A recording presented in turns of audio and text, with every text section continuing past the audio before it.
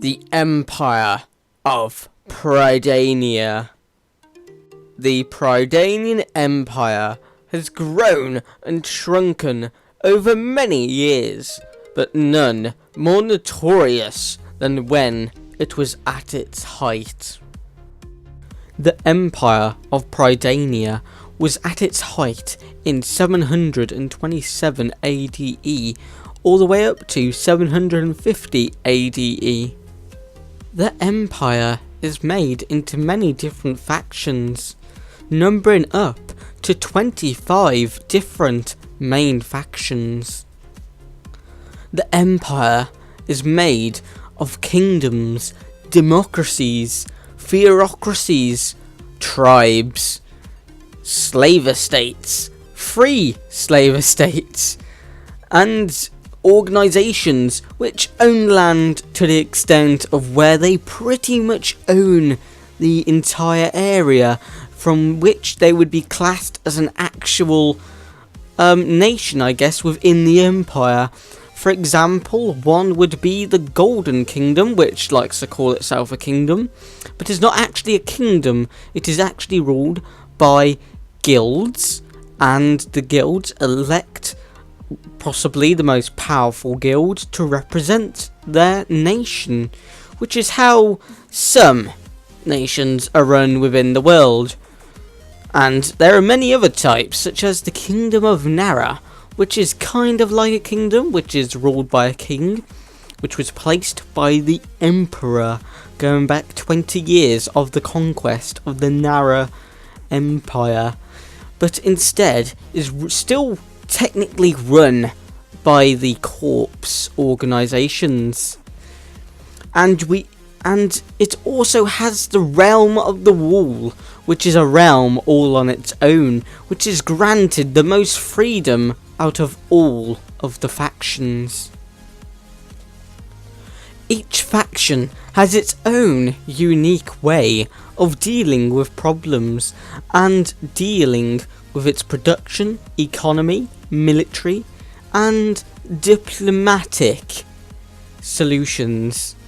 They are all very unique and all take very different approaches to different situations, but they all must respect their titles and their bounds. The Imperial Kingdom, even though it is classed as a kingdom, is still under direct control under the Emperor himself. Overall, there are 7 main factions. The Imperial Kingdom being the most dominant at the top, followed by Gascor and the Kingdom of Rosen. Also, the Kingdom of Dala and the military government of Drosha and the Kingdom of Yosel. Also, the Kingdom of Nara.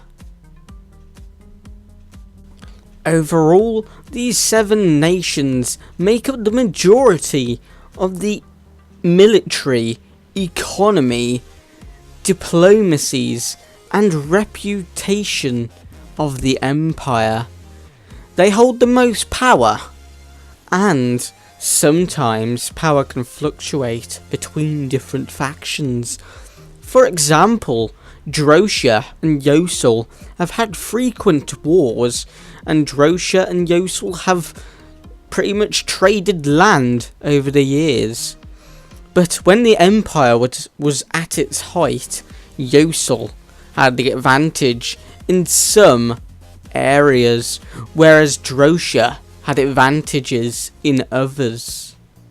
When I say wars, I mean like very small wars, as in it will only last from 1 to 6 battles, and can normally last from 1 to even 4 battles. It really depends on what factions are fighting and what over, but the longest ever war of infighting within the empire lasted for about a year, and that was the end of that war, and had around about 60 battles at most, but that was extremely rare, and was usually over good reasons, and possibly multiple reasons, and a lot of political instrife and economical instrife was happening at the time as well. And this conflict was between the Kingdom of Gascor and the Kingdom of Rosen. These two factions really do not get on, and still share a lot of blood towards one another. Each faction has its own seat in the centre of the Prydainian Empire in the Citadel. There is also a great grand council of the Prydainian Empire, which is made up of 7 people, and these 7 people are the leaders of the 7 main factions, only just underneath the Emperor himself. There are also many more smaller factions within the Empire, but that is for another time.